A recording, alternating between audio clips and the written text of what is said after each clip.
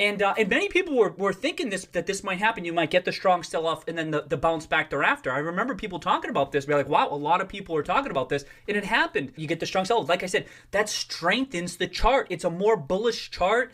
It's now it's like it digested a down move.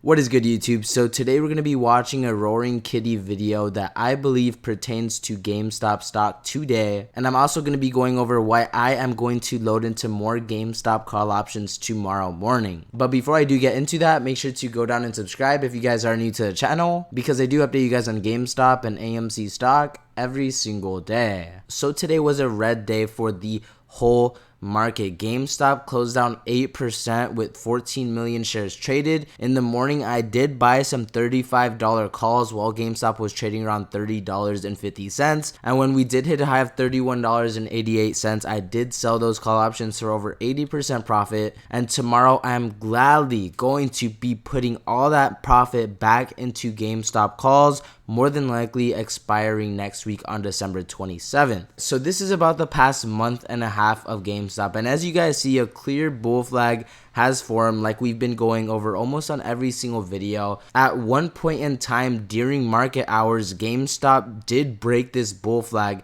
and it came down to $26.15. At that exact same time, Roaring Kitty tweeted sending the stock from $26.15 all the way to $30.87 that day. And then we have continued this uptrend all the way up until today. So today we hit a high of $31.70 and a low of $28.34. And a lot of people are freaking out, but guys, we have not made a lower low yet, which is extremely important, guys. We are still in this uptrend. As long as we could hold above $27.50, I would not be worried at all. Now, if we do break below $27.27, then we might be retesting that $26 level where Roaring Kitty had posted. But I do not believe that is going to happen. As you guys see, back on November 19th, we hit a low of $25.71.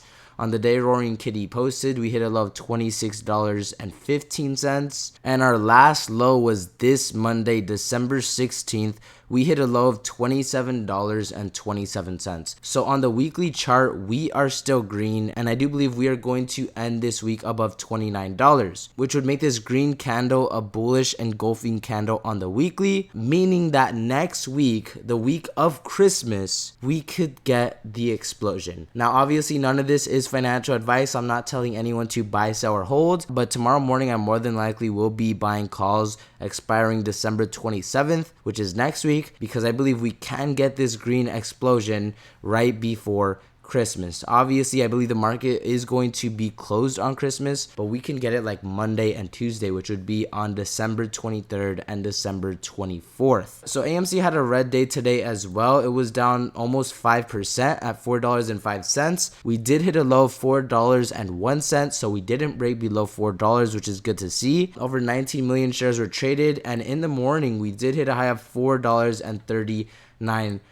which is higher than what we hit yesterday. Yesterday we hit $4.35. Now, as long as we do not fall below $4.93, I believe we will make a bounce off this level. As you guys see here, this was AMC after the dilution. It fell for 7 days straight. On the 8th day, we finally broke out, and then obviously AMC came down with the whole market today, but we are still above this trend line that we were under for a whole 7 business days. I do believe we will bounce right off this line and head back towards $4.20. And I did buy some more $4.5 calls expiring in January for AMC today. This guy said the cheers might be on Christmas. So on December 24th of 2020, Roaring Kitty posted this at 12:17 p.m. The cheers, the classic. I don't know if he was hinting to us that yes, it is going to happen on December 24th, but I believe what is going to happen is something that has been planned now for over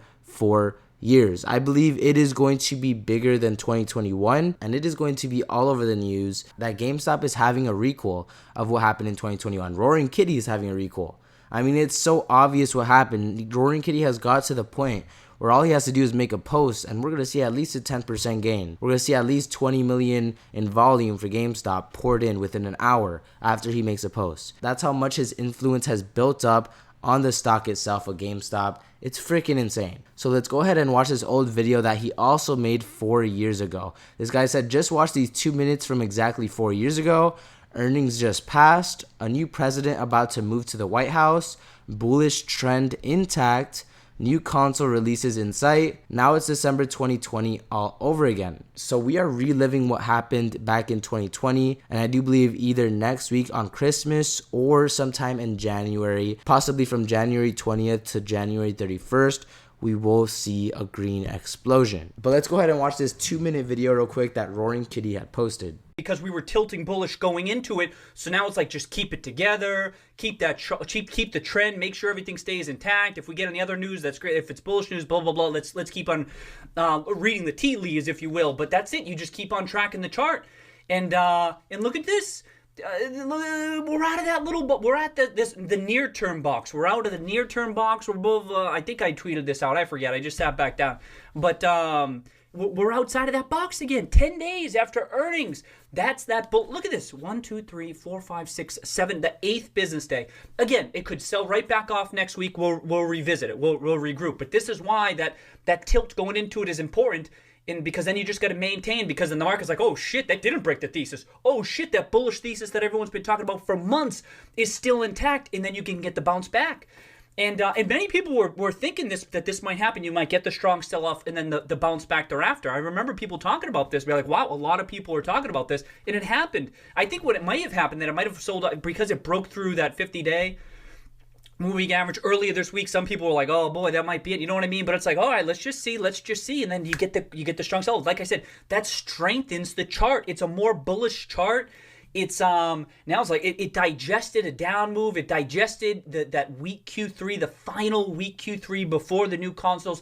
There'll still be disagreement about nuances moving forward, whether Q4 and everything's a beat. But it's a little bit besides the point for me, because it's almost like what's in people's minds now are like, all that shit is behind us. It is positive earnings moving forward. Then let's argue about what level of how much positive earnings in Q4 and beyond. How long will that persist? Will the company actually be able to reinvent itself? Like, that's the stuff moving forward. But that's really big. That's why it was so huge that it maintained that trend.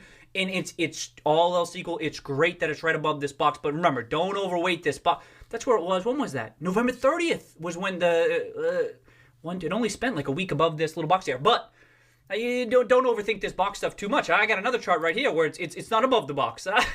Where do you want it to include the wicks? Do you want it to include the wicks or exclude the wicks? Who cares? It doesn't matter too much. It's above all that really matters for my. We all have different theses perhaps, but for my style, it just maintained the trend. It maintained that line. High or lows. So obviously when Roaring Kitty made this video, GameStop had just released its earnings. It did drop, and it was a negative earnings. On GameStop's recent earnings, they reported profitability for the second time in a row. GameStop's making money. They're sitting on $4.6 billion in cash. GameStop is in the best position it has ever been. And just the fact that we're still trading around $28, $30 with no catalyst is pretty insane, guys. This is the reason why I am going to continue to load into GameStop calls. Y'all could go and watch my last video. I literally told you guys I was going to buy these contracts in the morning. I bought $24, $35 contracts expiring this week. When GameStop shot up to $31.80, these contracts went up over 80%, and that's when I took my profit. I made almost $700 on this play, and tomorrow I am gladly going to put everything all back in because I believe GameStop is going to continue this uptrend. Jackie Letitz posted today, don't look like no freaking lower low to me yet. So as we went over earlier, GameStop keeps making higher lows, which is extremely bullish. All we have to do now is make a higher high past $32, and I believe we are going to get this squeeze that we have been waiting for a long time. And when this squeeze happens, I want to be loaded into call options because back in May, I wasn't trading calls at all. I didn't know anything about it, and I'm not no professional now either, but I'm trying my best to learn how to trade options the best possible way. And all I know is if you're in a play and it goes up 100%, 200%, and you're in call options, you're gonna make a freaking lot of money. That's just it. This guy said the market wiped out 1.5 trillion today. In other news, GameStop is still higher than it was on Monday. This is the area where you buy again the dips. We're good even if we reach $27.70 to $27.80. nothing to worry about. So in the morning, I am really hoping for a little dip to $27.80. That'll be beautiful. That'll be a perfect buying zone for GameStop, in my opinion. But that is going to do it for this video. I hope you guys enjoyed. If you did make it to the end of the video and you haven't subscribed yet, what the heck are you guys doing? Make sure to go down and subscribe. Almost every single stock in the stock market was red today. Even crypto was affected on this dip. Everything dipped today, and you already know my saying, I buy the dip. That's all I freaking know how to do. So tomorrow morning when I do buy my GameStop calls, I will be posting my positions on Twitter. So make sure to go follow me there. My username is Mikey's_money. Tomorrow is going to be a really interesting day, and I am predicting a hardcore bounce for GameStop and AMC, especially if GameStop hits that $27 level. But I will keep you guys updated on what happens with GameStop and AMC stocks, so make sure to stay tuned on my channel, and I'll catch you guys in my next video. As y'all know, I'm buying the dip. Here we go, come on, push it, buying the dip, here we go, come on.